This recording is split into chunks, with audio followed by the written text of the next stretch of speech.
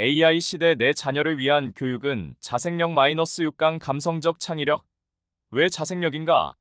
송인섭 숙대 명예교수, 다산전인 교육 캠퍼스 원장. 10년 후 아이들의 직업이 AI에 대체될 것이며 전 생애에 걸쳐 78의 직업을 바꿔야 한다는 전망도 나온다. 진화하는 AI를 지배할 수 있는 역량을 길러야 생존할 수 있다는 목소리도 드높다.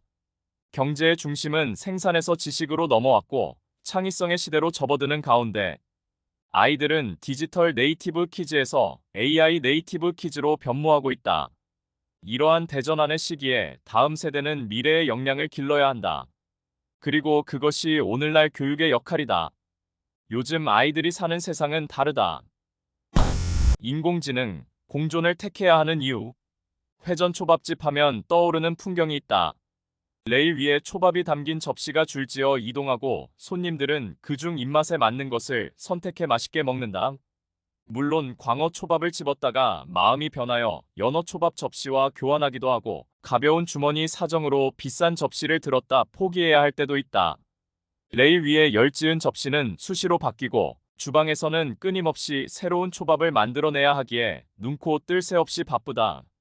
그런데 한 회전 초밥집에서 기가 막힌 시도를 했다. 초밥 로봇을 도입한 것이다. 샤리 만들기는 초밥에서 가장 기본이 되는 중요한 과정으로 지금까지는 일명 초밥. 장인이 손의 감각에 기대어 밥을 쥐고 샤리를 만들었다. 그런데 이제는 초밥 로봇이 일정한 크기의 샤리를 신속히 만들어준다. 그러면 요리사는 밥 위에 생선만 얹어 초밥을 완성하면 된다. 1시간에 3,600개의 샤리를 만들어낸다니 사람이 따라올 수 있는 속도가 아니다. 또 한 레일을 타고 도는 초밥 접시 위에 IC 태그를 달아 모든 초밥을 관리하고 있다.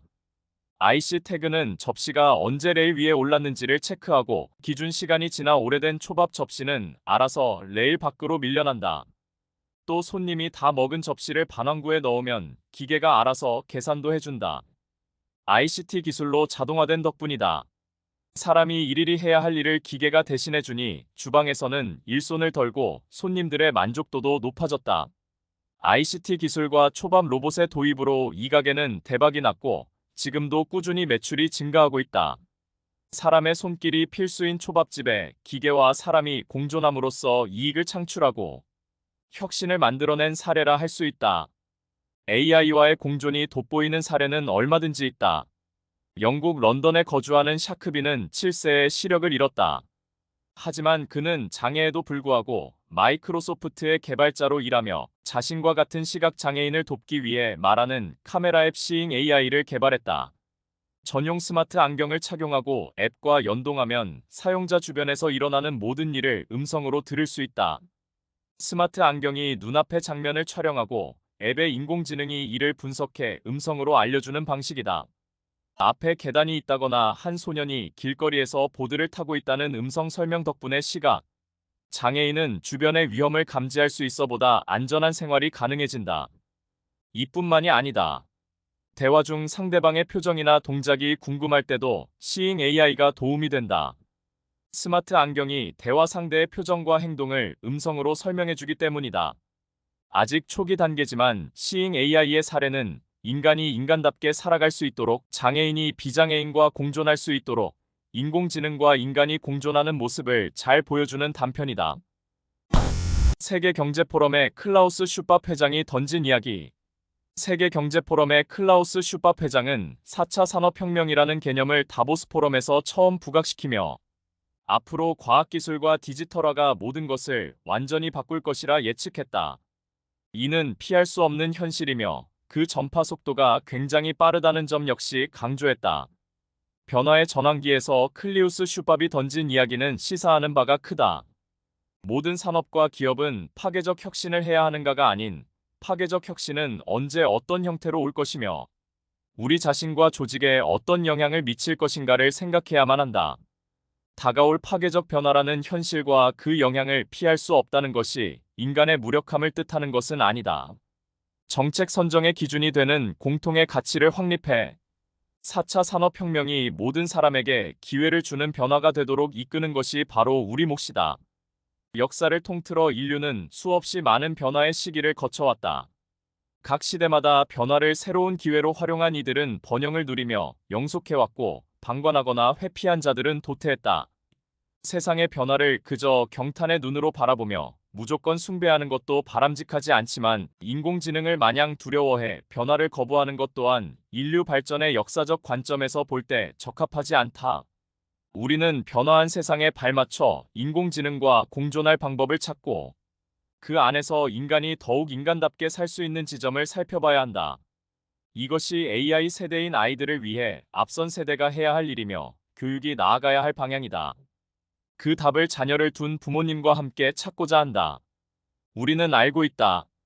우리 자녀가 살고 있는 세상은 우리 성인이 경험한 세상과 다르다는 사실을 매 순간 느끼고 있다.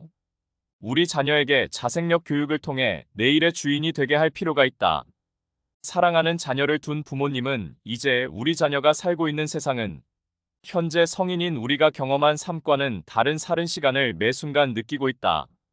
우리 자녀에게 감성적 창의력인 자생력 교육을 통해 AI 시대의 주인으로 삶을 영위하며 주인공이 되도록 함께 노력하여야 한다.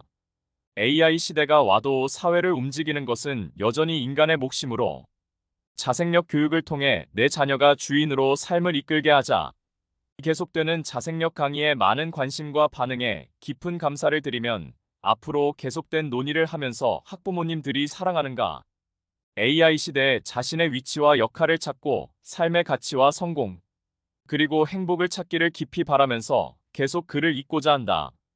감성적 창의력인 자생력을 위한 E-CLIPEMOTIONAL 크리에이티브 리더십 임프루브먼트 프로그램은 바로 AI 시대의 자생력을 교육하는 출발이며 성장하는 우리의 자녀를 교육하는 힘이다. AI 시대에 내 사랑하는 자녀가 전인적 성장을 통해 감성적 창의력을 극대화하는 일에 부모님과 함께하는 시간을 만들고자 한다. 7강 10년 후 내 아이의 꿈이 사라진다. 인공지능이 인간의 일자리를 빼앗는다. 2017년 충격적인 인사 개편이 벌어졌다. 세계적인 대형 투자은행인 골드만삭스가 600명에 달하던 주식 매매 트레이더를 2명만 남기고 모두 해고한 일이다. 인공지능 투자 분석 프로그램 켄쇼 KENSHO를 도입하면서 15명이 4주 동안 분석할 일을 단 5분 만에 해치우자 골드만삭스는 굳이 인간 투자 분석가가 있을 필요가 없다며 이 같은 인사를 단행했다. 골드만삭스는 왜 인공지능 켄쇼를 개발했을까? 크고 작은 자본이 실시간으로 움직이는 금융 현장에서 정보 분석은 필수다. 넘쳐나는 정보를 재빨리 분석하여 투자의 방향을 세우고 최적의 투자 시기를 정해야 하는데 이 일을 지금껏 주식 매매 트레이더가 담당해왔다. 그런데 켄쇼를 도입하면서 상황은 크게 바뀌었다. 켄쇼는 4주 동안 분석해야 할 정보를 단 5분 만에 처리했다. 딥러닝, 디프러닝, 정보를 군집하거나 분류하는 기술로 스스로 학습하며 정보를 분류하고 분석하여 투자에 필요한 정보를 제공하는 기술이 이러한 결과를 불러왔다. 그 신속성과 정확성은 가히 사람이 따라잡을 수 없었다. 켄쇼는 단순히 업무의 속도와 시간을 절약할 뿐 아니라 다양한 기능도 포함하고 있다. 특정 종목에 대한 리포트가 나오면 여기서 긍정과 부정의 신호를 찾아내고 인공위성을 통해 실적에 영향을 미칠 수 있는 다양한 현상을 포착하여 투자에 반영할 수 있는 기술력까지 갖췄다고 한다. 켄쇼의 뛰어난 능력은 600명에 달하는 인간의 일자리를 빼앗았다. 프로그램 하나가 기백 명의 직장을 앗아가는 이런 일은 앞으로 더욱 심화될 것이다. 인간보다 효율적이며 편리한 인공지능의 이윤을 추구하는 기업은 매력을 느낄 수밖에 없다. 이 이야기에서 보듯이 인공지능이 인간의 어떤 직업을 언제, 얼마나 대체할 것인지에 대해 물어본다면 그건 간단히 답할 수 있다. 이미 많은 연구가 섬뜩한 결과를 내놓고 있기 때문이다. 맥킨지는 2017년 보고서 글로벌 컨설팅사 맥킨지는 2017년 보고서 사라진 일자리, 새로운 일자리 자동화 시대의 노동력 이동을 통해 지구상 직업 중 많으면 60%, 적으면 30%가 2030년까지 자동화될 것이라고 내다봤다. 우리는 자동화로 인한 대량 해고의 두려움을 이미 겪은 바 있다. 2차 산업혁명 시기 공장의 단순 노무를 자동화된 기계와 로봇이 대체하면서 대량의 공장 노동자가 거리에 나앉았던 역사가 그것이다. 미래에는 공장뿐 아니라 면대면 서비스 분야까지 모두 자동화 기계나 인공지능이 대신하면서 우리의 일자리는 순식간에 사라질 것이다. 맥킨지의 보고서에 따르면 가장 먼저 사라질 가능성이 높은 직업 1순위가 패스트푸드 매장 직원이라고 하니 당장 아르바이트로 학비를 벌어야 하는 대학생부터 절벽으로 내몰리게 된다. 이 현상은 이미 나타나고 있다. 전문가들도 인공지능에 의한 고용시장 변화는 극심할 것이라 전망한다. 이로 인해 세계 경제를 책임지는 재계 거물들도 인공지능의 고용에 대한 저마다의 관점을 고심하고 있다. 그들은 이미 인공지능이 모든 산업 구조를 바꾸기 시작했다고 경고한다. 우리나라 역시 미래 일자리 변화를 예의주시하며 인공지능이 우리 산업에 어떤 영향을 끼칠지 파악하고 있다. 한국고용정보원은 2017년 인공지능으로 대체될 가능성이 있는 일자리에 대해 국내 인공지능 로봇 전문가를 대상으로 설문조사를 진행했다. 이 조사에 따르면 2025년까지 국내 직업 종사자의 61.3%가 인공지능 로봇으로 대체될 가능성이 높은 직업에 종사할 것이라고 예측하고 있다. 그러니까 61.3%의 사람들은 2025년이 될 때까지 로봇에 대체되지 않을 직업으로 바꾸지 않으면 일자리를 잃을 수도 있다는 얘기다. 교육학자 송인섭 교수. 이쯤에서 교육학자인 나를 가장 섬뜩하게 만드는 것은 지금 아이들이 그리고 있는 미래와 그 꿈을 향한 공부가 물거품이 될 수도 있다는 사실이다. 꿈이 변호사여서 열심히 법 공부를 했지만 AI 변호사의 판례 및 법리 검토 속도를 따라가지 못해 로펌에 취직하지 못할 수 있다. 또 프로축구 선수가 되겠다고 어릴 때부터 공만 찼는데 로봇 축구가 훨씬 인기를 끌면서 아이의 꿈은 인간들의 프로축구 리그와 함께 사라져버릴 수도 있다. 우리에게 꿈은 곧잘 미래에 갖고 싶은 직업으로 통한다. 아이들에게 꿈이 뭐냐고 물으면 대개 대통령이 되고 싶다거나 우주 비행사가 되고 싶다는 대답이 돌아오는 것처럼. 그런데 인공지능이 인간의 일자리를 대체해버린다면 아이들의 꿈은 어디로 사라지게 될까? 이 세상은 꿈을 꿀 수 없는 세상이 되는 것일까? 아직도 미래에 필요하지 않을 지식을 배우게 하는가? 의사는 선망받는 직업이다. 의사가 되기 위해서는 학창 시절부터 공부를 열심히 해야 하고 의과대학에 가서 전문 지식을 머릿속에 넣기 위해 싸워야 한다. 그뿐만 아니라 기나긴 수련의 과정을 거쳐야 한다. 그런데 내 자녀가 의사가 되기 위해 치열하게 공부했는데 막상 성장하고 나니까 로봇 의사가 진료와 수술을 다 하는 바람에 의사가 될 기회를 놓친다면 어떻게 해야 할까? 내 아이가 공부했던 모든 시간이 의미 없어지는 것은 아닐까? 세계경제포럼 WEF의 일자리 보고서에 따르면 4차 산업혁명의 영향으로 2019년 초등학교에 입학한 어린이의 65%는 기존에 없던 새로운 직업에 종사할 것이라고 한다. 그뿐만 아니라 평생에 걸쳐 평균 7개의 직업을 갖게 될 것이라고 내다보고 있다. 무슨 직업인지는 어렴풋이 짐작만 할 뿐 정확한 직업명이나 업무 내용은 현재로서는 알 수 없다. 중요한 점은 일본의 경영 컨설턴트 스즈키 다카이로가 져서 직업 소멸에서 말한 것처럼 이대로 시간만 보내다가는 자칫하면 우리 아이들은 30년 후 일자리를 잃고 소일거리나 하며 살게 될지 모른다는 점이다. 현재 고소득을 올리는 상위 계층의 화이트칼라 직업군은 다르지 않을까? 그렇지 않다. 영국 옥스퍼드 대학교 마이클 A. 오즈번 부교수는 논문 고용의 미래 컴퓨터화로 일은 사라질까? 그를 통해 딥러닝의 발달로 단순 노동부터 두뇌를 움직이는 지식, 노동까지 모든 일이 인공지능으로 대체될 수 있음을 밝혔다. 이 말인즉슨 더 이상 화이트칼라의 고차원적인 업무도 로봇의 물결에 안전치 못하다는 뜻이다. 이런 상황에서 우리는 교육이 지금 어디에 위치해 있는지 통찰해보지 않을 수 없다.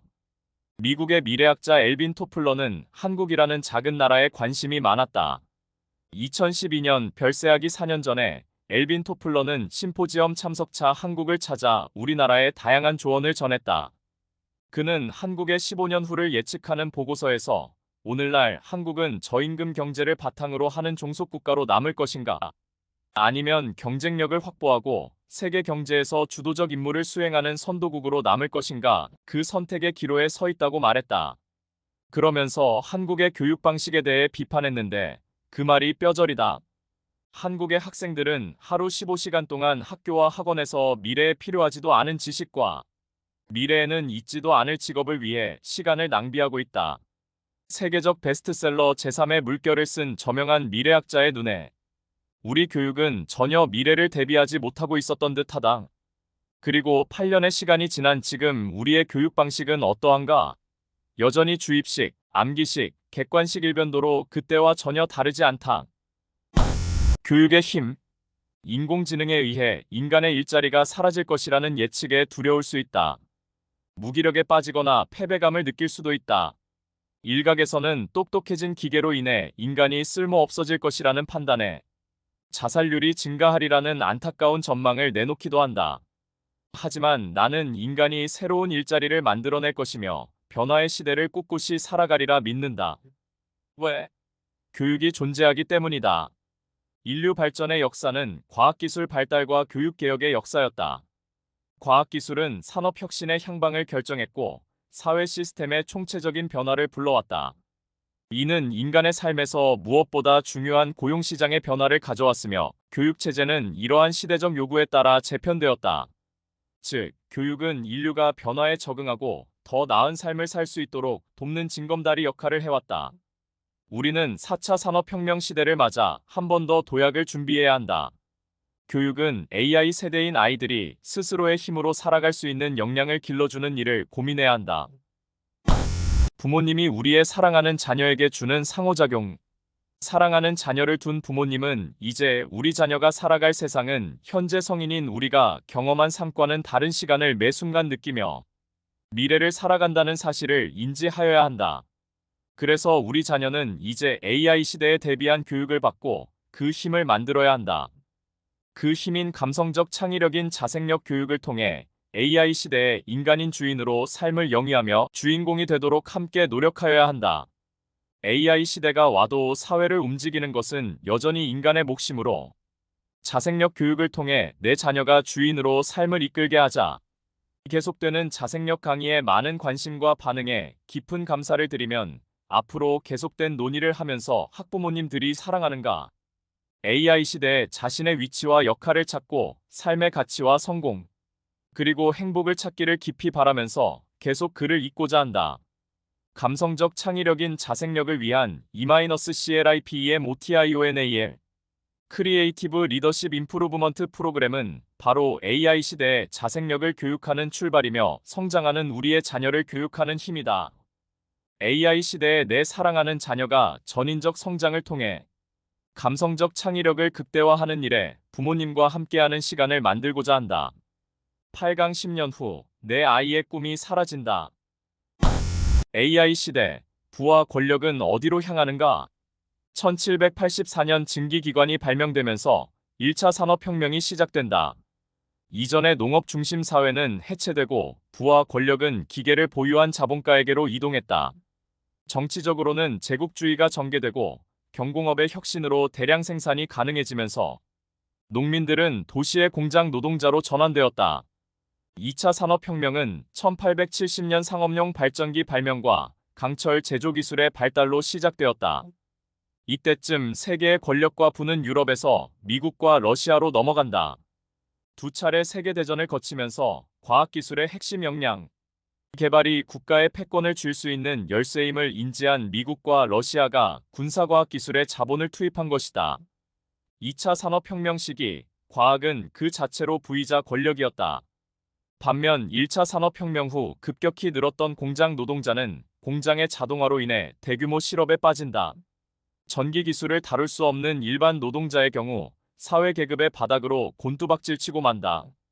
이어진 3차 산업혁명은 펜실베이니아 대학교 와튼스쿨의 교수이자 노동의 종말과 소유의 종말 시리즈로 유명한 제러미 리프킨 교수가 2011년에 출간한 3차 산업혁명을 통해 회자되었다. 제러미 리프킨 교수는 인터넷과 재생에너지가 3차 산업혁명을 도래시키는 원동력이 될 것이라 말했다. 인터넷이 확산되며 정보통신 기술과 물류, 에너지, 통신 등이 융합될 것이라 내다보았으며 각 건물마다 설치된 미니 발전소와 저장 축전지로 에너지 자체 생산과 소비가 가능하고 잉여 에너지는 인터넷 기술과 결합해 스마트 그리드상에서 유통될 것이라고 보았다. 즉, 그가 설명한 3차 산업혁명의 부와 권력은 인터넷 정보통신 기술에 능한 사람, 세계의 제한된 에너지원을 소유 또는 조절하는 사람에게 옮겨간다는 뜻이다. 실제로 제러미 리프킨 교수가 3차 산업혁명을 출간한 지 불과 10년도 지나지 않은 지금 정보통신 기술을 접목한 사업을 펼친 기업이 시장을 선도하고 있다. 각 산업혁명기를 보면 부와 권력은 그 시대의 가장 중요한 과학기술에 의존해 이동한다는 점을 알 수 있다. 핵심 산업의 주류를 선점하거나 거대 자본으로 기술력을 빠르게 보완한 기업이 시대의 부와 권력을 독차지한 것이다. AI 시대의 부와 권력은 누구에게로 향하고 있을까? AI 시대는 3차 산업혁명의 연장선에서 초연결성과 빅데이터 분석, 인공지능 기술을 활용한 초지능성을 그 특징으로 규정할 수 있다. 수없이 쏟아지는 인터넷 속 데이터를 가능한 한 빨리 차지하여 창조적으로 분석해 인류에 유의미하게 활용하느냐로 부와 권력의 주인이 결정될 것이다. 여기서 유념해서 볼 것은 역시 인공지능 기술이다. 정보통신 기술의 발달로 빅데이터에 접근할 수 있는 기회는 누구에게나 열려 있다. 그러나 데이터에서 유의미한 가치를 발견해 재창조하는 것은 해당 분야의 지식이 있는 자만이 가능하다.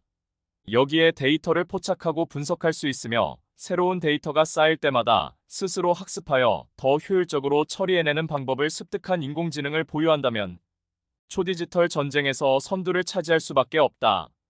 즉, 인공지능과 공존할 수 있는 사람만이 미래의 부와 권력을 거머쥔다는 얘기다. 세상이 인공지능을 중심으로 새롭게 구축되고 있다. 우리는 여기서 앞으로의 세대가 경제적으로 윤택하게 살아가기 위해서는 어떠한 분야에 초점을 맞춰야 하는지에 대한 힌트를 얻을 수 있다. 빌 게이츠도 세상이 인공지능을 중심으로 새롭게 구축되고 있다. 내가 만일 젊은 시절로 돌아간다면 인공지능을 공부할 것이다라고 말하지 않았던가. 실제로 세계의 재화와 자본은 이미 인공지능 산업으로 이동 중이다. 미국에서는 인공지능의 경제적 파급 효과가 2035년까지 8,500조 원에 이를 것이라 보고 있다. 국내에서도 2030년까지 460조 원에 달하는 인공지능 시장이 형성될 것이라 예측하고 있다.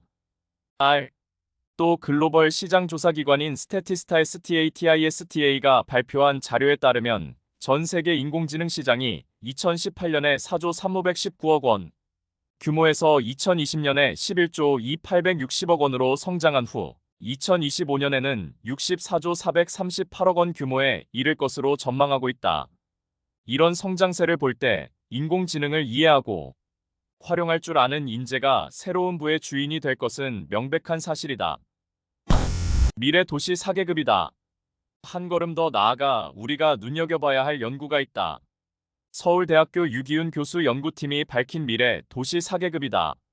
연구에 따르면 미래 도시에는 플랫폼 소유주, 플랫폼 스타, 프레카리아트, 인공지성이라는 4계급이 존재한다고 한다. 플랫폼 소유주나 플랫폼 스타는 이미 현 시대에도 존재하며 새로운 권력자로 인정받고 있다. 구글, 아마존 등 수많은 유저를 모으고 콘텐츠를 소비하게 하는 가상공간 플랫폼은 이미 인터넷 세상을 지배하고 있다. 유명 유튜버, 크리에이터를 비롯한 플랫폼 스타도 많다. 프레카리아트는 일반 시민에 속한다. 플랫폼이라는 미래 기업에 접속해 살아가는 사람들로 오늘날의 직장인, 자영업자, 전문직 종사자가 이에 해당된다. 그렇다면 인공지성은 무엇일까? 그들이 누구이길래 미래 사회의 한 계급을 차지하는 것일까? 인공지성은 스스로 진화하는 인공생명체를 말한다. 그러니까 지금까지와는 달리 우리의 삶에 인공생명체가 이웃처럼 살아가는 것이다. 인공지성들은 마치 인간처럼 스스로 학습하며 정의를 판단하고 서서히 개체수를 늘려갈 것이다. 2090년이 되면 사회의 절반을 인공지성이 차지할 것이라는 예측도 나오고 있다. 교육학자 송인섭 교수. 이러한 사회의 큰 변화의 상황에서 인간의 삶은 교육의 힘에 의해 인간의 삶의 방향은 근본적인 변화를 가져오게 된다. 인간보다 빠르고 정확하게 데이터를 셈하고 분석, 분류하는 인공지성이 사회의 절반을 차지하면 우리의 사랑하는 자녀는 중요한 데이터나 일자리를 놓고 인공지성과 경쟁을 벌이게 된다. 심지어 미래에는 인간의 삶의 절반이 가상현실에서 이루어지고 진짜 현실과 가상현실을 오가며 경제활동을 하게 된다는 추측도 나오고 있다. 가상현실에서는 오히려 인공지성이 원주민이고 인간이 이방인일 수도 있다. 이 엄청난 변화 속에서 인간들 사이에서만 이동하던 부와 권력이 아예 인공지성에게로 넘어갈 수도 있는 일이다. 상상조차 하기 어려운 변화를 목전에 두고 생각해보자니 수술실에서 선명하게 떠올랐던 하나의 깨달음이 스친다. 우리는 인공지능을 잘 이해하고 그들과 공존하는 걸 넘어서 인공지능에게서 발견할 수 없는 인간다운 무언가를 키우지 않으면 안 된다는 사실 말이다. 그 힘은 교육을 통해 얻을 수 있다. 그렇다면 인간만이 가진 인간다운 요소는 과연 어디에 있는가? 나는 감성적 창의성에서 그 답을 찾았다. 부모님이 우리의 사랑하는 자녀에게 주는 상호작용. 이제 사랑하는 자녀를 둔 부모님은 내 자녀의 세대가 윤택하게 살아가기 위해서는 인간 고유의 특성인 자생력에 초점을 맞춰야 하는지에 대한 힌트를 얻을 수 있다. 사랑하는 자녀를 둔 부모님은 이제 우리 자녀가 살고 있는 세상은 현재 성인인 우리가 경험한 삶과는 다른 시간을 매 순간 느끼고 있다. 우리 자녀에게 감성적 창의력인 자생력 교육을 통해 AI 시대의 주인으로 삶을 영위하며 주인공이 되도록 함께 노력하여야 한다는 사실을 자녀와 함께 공유할 필요가 있다. AI 시대가 와도 사회를 움직이는 것은 여전히 내 자녀의 몫이 되게 하기 위하여 자생력 교육을 통해 내 자녀가 주인으로 삶을 이끌게 하자. 계속되는 자생력 강의에 많은 관심과 반응에 깊은 감사를 드리면 앞으로 계속된 논의를 하면서 학부모님들이 사랑하는가? AI 시대에 자신의 위치와 역할을 찾고 삶의 가치와 성공, 그리고 행복을 찾기를 깊이 바라면서 계속 글을 읽고자 한다. 감성적 창의력인 자생력을 위한 E-CLIPEMOTIONAL 크리에이티브 리더십 임프루브먼트 프로그램은 바로 AI 시대의 자생력을 교육하는 출발이며 성장하는 우리의 자녀를 교육하는 힘이다. AI 시대의 내 사랑하는 자녀가 전인적 성장을 통해 감성적 창의력을 극대화하는 일에 부모님과 함께하는 시간을 만들고자 한다.